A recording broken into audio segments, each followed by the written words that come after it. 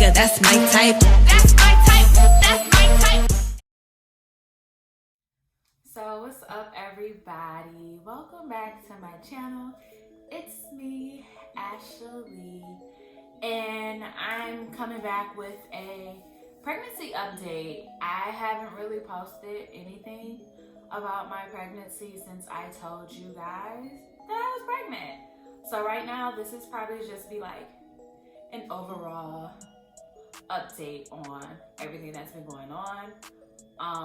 Main purpose of this video is to talk about my cervix.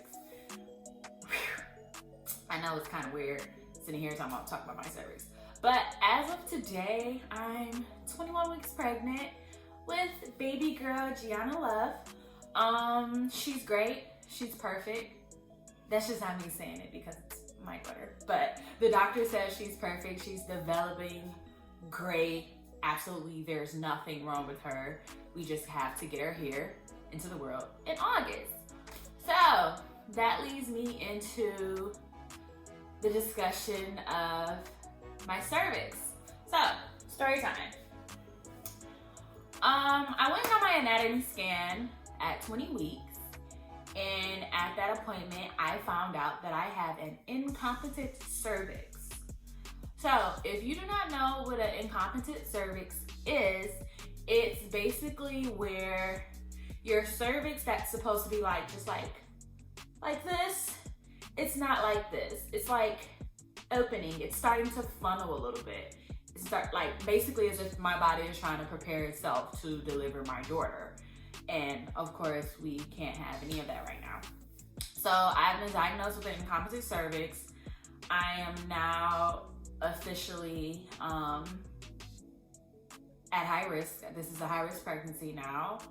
I am on pelvic rest. I am basically on bed rest as well. And it kind of sucks, but at the appointment, I measured in at, my cervix was measured in at a 2.95. Now, when you're pregnant, you want to measure anywhere between 3 to 4 centimeters is generally what's normal. And my appointment before my anatomy scan, I was measuring like at a 4 point something. So to come back 4 weeks later at 20 weeks, and now I'm measuring at a 2.95, even though it was still close to 3 centimeters, my doctor wanted to just go ahead, label it high risk, and get me over to a maternal fetal specialist so that they can diagnose and see, you know, what's going to be going on for real with my cervix. The doctor office was great. They were really on top of it to get me an appointment with a specialist, and I was able to get my appointment with a specialist, and I did have my appointment. So my anatomy scan was on Friday. My appointment with the specialist was that following Wednesday. So from that Friday to that Wednesday, the length of my cervix dropped. It went from a 2.95 to a 2.5. So it had dropped in a matter of days. And what the specialist was saying to me, she said she wants to put me on a steroid hormone, one of those things called progesterone, a suppository. And if you don't know what a suppository is, it's basically medicine that you stick up one or two holes. It's either going up your ass or it's going up your... So the pill that they gave me goes up my lady parts every night. So hopefully what we're hoping for this pill to do, we're hoping for this pill to strengthen my cervix and basically close it back so that baby girl can stay up inside of me until August, okay? Now, the thing about these pills that you're putting inside of you, now, you're putting the pill inside of you because it's gonna dissolve, you know, it's gonna get into your bloodstream fast. And as a woman, you know, and as a guy that likes women, you know the insides are really warm. So child, putting in these pills, it's crazy. And if you can't see, I still have nails. So just imagine what it's like trying to stick a pill up there with these nails and it's melting at the same time. It's crazy. But thankfully, it's been staying inside of me, not coming back out, which is cool. So I go back to the specialist on Wednesday. Yeah, the specialist asked to see me 1 week later after our initial visit because she wants to see, are the pills working or is this getting worse? Now, if this is getting worse, I will have to get a procedure done that's called a cerclage. And that's when they're gonna go into my cervix, not the bottom part of the cervix that, you hit when going into your vagina, but into my cervix, to the top of the cervix, and they would sew it closed. That's what a cerclage is. They would sew it closed in hopes that it stays closed until, I'm at damn near full term at like 36 weeks, and they'll just take the stitch out, and if baby decides to come, baby comes, great, baby is fully developed. I'm hoping that's not the case. I am praying that these pills are helping because I'm gonna be real with y'all, my coochie probably hates me. Because last year in 2019, in January, I had what's called a leak procedure because I had cancerous cells on my cervix. So they went in and they burnt off those cells. So just to come back basically a year later and being told that, hey, we might have to go back up in your hoo-ha, in your business, and sew it shut. So other than that, overall, how does this make me feel? I mean, when I first found out about it, I was kind of sad. I cried on and off about it. Felt guilty and stuff like that because this is my first pregnancy. And to hear that your child is developing beautifully and there's absolutely nothing wrong with your child, and basically to find out that I am like, it's my, I don't want to say that it's my fault that I could potentially lose my baby, because losing my baby is not even something that's in my head, but basically just that my body doesn't want to cooperate with this pregnancy. It just sucks. It's like, it's not Gianna, it's mommy. But everyone, the doctors, everyone, they're working, they're doing their best to make sure that my cervix stays closed so that we can keep this baby up in here to full term. Okay. Now, with that being said, I am recording this video on April 11th, 2020. So, as you all know, the whole Corona thing is going on right now. The whole COVID-19 thing is going right now. The Rona, Corona, Lachey, whatever is going on right now in the world.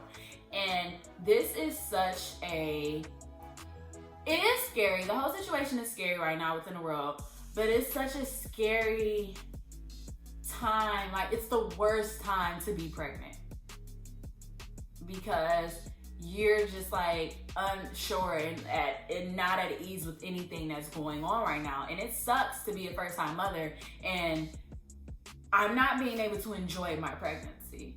Like, I've been stuck in the house since March 2nd. I'll go out for groceries or something, but ever since this whole incompetent cervix thing has popped up, I've really just been in the bed all day trying not to, put pressure on my cervix with my daughter. But anyway, it's just a crazy time to be pregnant. Like, I feel for myself and I feel for other pregnant women right now because we can't even go out into the world and enjoy our pregnancies. We can't walk around and show off our baby bumps. If we had baby moons planned or anything planned, those plans have been canceled. We're having to go to doctor's appointments by ourselves, which is crazy. Like, you ever tried explaining what a doctor says to a man? Anyway, that's crazy. And then to hear that people are not even being allowed their entire support system when they go into, labor and delivery, it's scary. Like, you can only have one person in your room with you when you have this baby. And it makes me wonder, is this situation gonna get better? Like, how is this situation gonna be once we get towards, the peak of summer, leaning into fall, like August when I'm due? Like, it makes me wonder, well, will anyone be able to be in the room with me? Like, it sucks. I really wanted my entire support system in the delivery room with me when I had my daughter, so I am really hoping that this clears up. And another thing is it's just frustrating being pregnant right now during COVID-19 when you see people who are basically just like not giving a fuck about what's being said. Like, they're like, oh, the government is just trying to do this and that. I'm not staying in the house. I'm not wearing a mask. I'm not practicing social distancing. It's like, what the fuck? Just do it. Just sit your ass in the house and watch Netflix. Like, it shouldn't be that hard to do these things. And this is making the situation just get worse and worse. It's as if they're just not getting better. And on top of that, now stores are determining what's going to be essential and non-essential for shoppers to shop. And I've seen posts going around online, and it's as if they're blocking off your baby items, they're blocking off your clothing and things like that. But what makes you determine what's essential to another person? You telling me I can't go into a store and buy a fucking car seat? I have to go online? Like, no, that shouldn't be the case, because if you go online now, if you go on Amazon, if you go on Target, if you go on Walmart, buy baby and all of that stuff, your shipping's delayed, or the items are out of stock, or there's only a limited amount of things left. It's like, the fuck? Us pregnant people, we need our car seats. We need, bassinets, cribs, and shit like that. Hell, we're growing. We're constantly growing. I need new pairs of leggings. Like, this is stuff that's essential to us pregnant women. So it's just really frustrating. This is me really ranting right now. But it's crazy.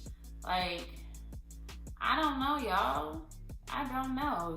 So it's like my whole pregnancy experience has really just been shit.